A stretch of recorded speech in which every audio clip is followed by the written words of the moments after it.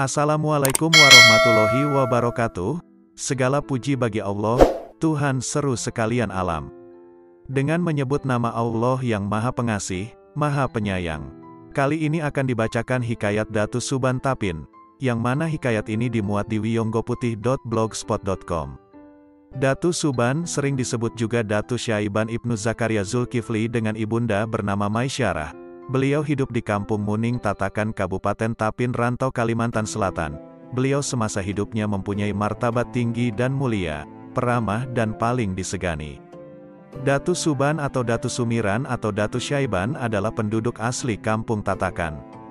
Beliau hidup bersama seorang istri, tinggal di Pantai Munggu Karikil, Rantau.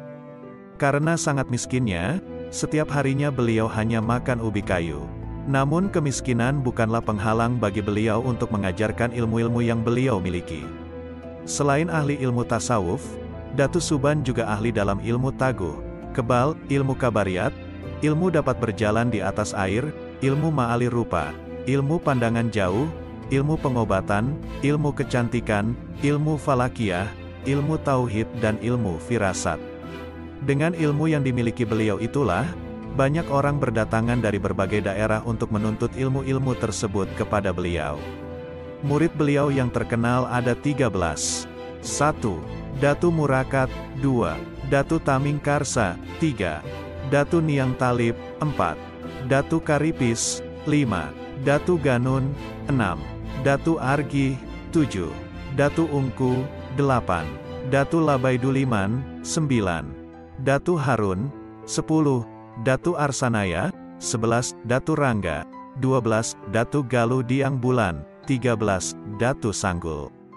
Datu Suban mulai mengajarkan dan menerangkan isinya, dan masing-masing datu mengambil ilmu yang cocok untuk diri mereka. Menurut riwayatnya, Datu Murakat yang merupakan murid tertua dan pertama, mengambil ilmu andalan yaitu ilmu kepahlawanan agar disegani orang. Sebagaimana diceritakan, apabila ada orang yang berniat jahat terhadapnya, maksud jahat orang tersebut tidak akan mengenainya, tubuhnya kebal, tidak mempan senjata yang terbuat dari besi. Datu Taming Karsa murid yang kedua, mengambil ilmu panglima kelasikaran yang tiada lawan kehebatannya, bergelar Singajaya. Mempunyai andalan ilmu pangkima kelasikaran, supaya gagah perkasa di medan perang. Ia diangkat menjadi panglima dalam beberapa peperangan saat melawan penjajah Belanda. Datu Niang Talib murid yang ketiga, mengambil ilmu kabariyat dunia. Jika beliau menghentakkan kaki, maka orang akan terkulai lemah tak berdaya dan sampai sekarang beliau masih hidup sebagai penguasa alam gaib hutan Pulau Kadap. Datu Karipis murid yang keempat, mengambil ilmu kuat dan dapat berjalan di atas air. Juga memiliki ilmu tahan dibakar dan kebal terhadap berbagai macam senjata. Datu Ganun murid yang kelima, mengambil ilmu kesempurnaan dan kejayaan, dapat mengkloning atau menggandakan diri hingga 4. Mempelajari ilmu kesempurnaan dan kejayaan, dapat merubah diri menjadi 4 tubuh sekaligus yang rupa dan bentuknya sama dan sulit diketahui mana tubuh yang asli. Datu Argi murid yang keenam, mengambil ilmu kesempurnaan dunia akhirat. Datu Ungku murid yang ketujuh, mengambil ilmu kabariyat dunia. Dengan sekali tepuk tangan saja semua orang akan roboh tak berdaya.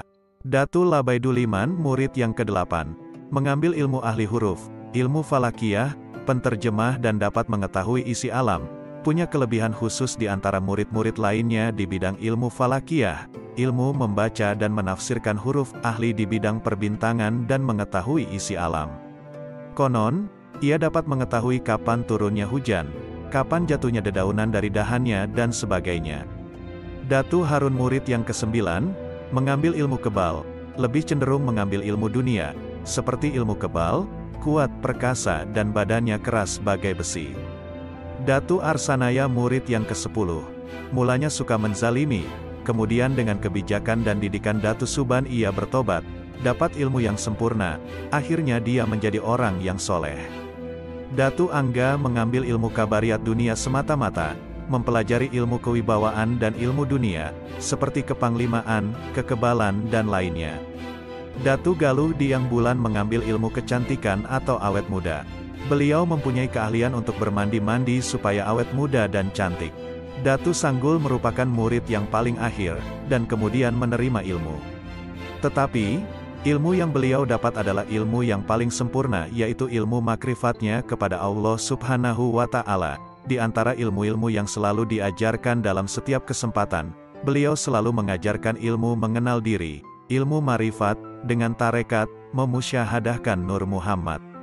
Hal ini tidaklah mengherankan, karena sebelum Datus Suban mengajarkan ajaran makrifat melalui tarekat Nur Muhammad ini, seorang ulama Banjar yaitu Syekh Ahmad Syamsuddin Al-Banjari telah menulis asal kejadian Nur Muhammad itu, yang naskahnya ditemukan oleh seorang orientalis bangsa Belanda R.O. Winestedt. Di antara ilmu-ilmu yang selalu beliau ajarkan atau tak pernah ditinggal dalam setiap pemberian pelajaran, adalah ilmu mengenal diri, ilmu marifat, dengan tarekat memusyahadahkan Nur Muhammad. Menurut beliau, untuk mengenal diri itu terlebih dahulu harus tahu arti diri, yaitu, 1.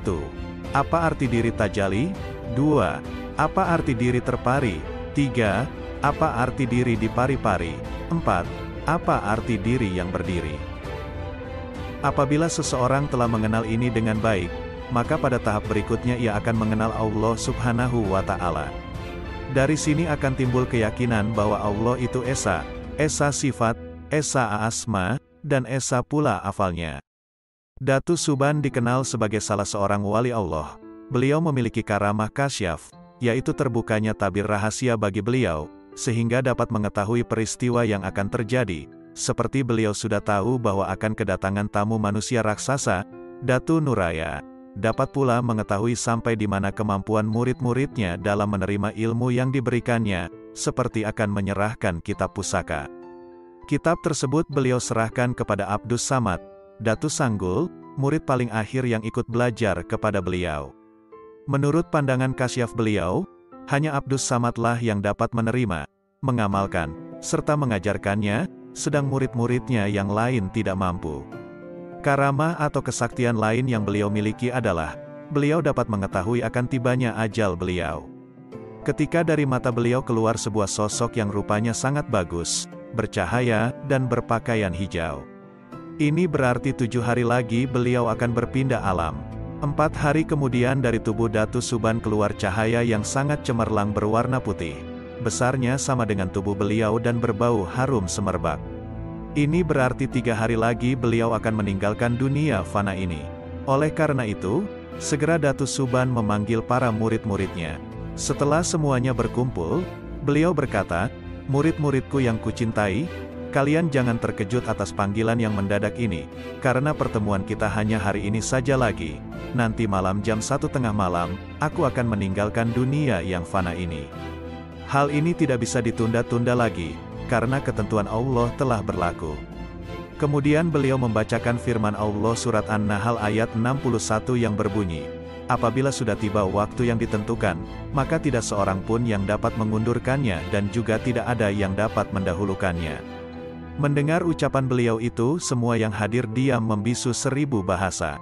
"Nah, waktuku hampir tiba," kata Datus Suban memecah kesunyian itu. "Mari kita berzikir bersama-sama untuk mengantarkan kepergianku," kata Datus Suban lagi.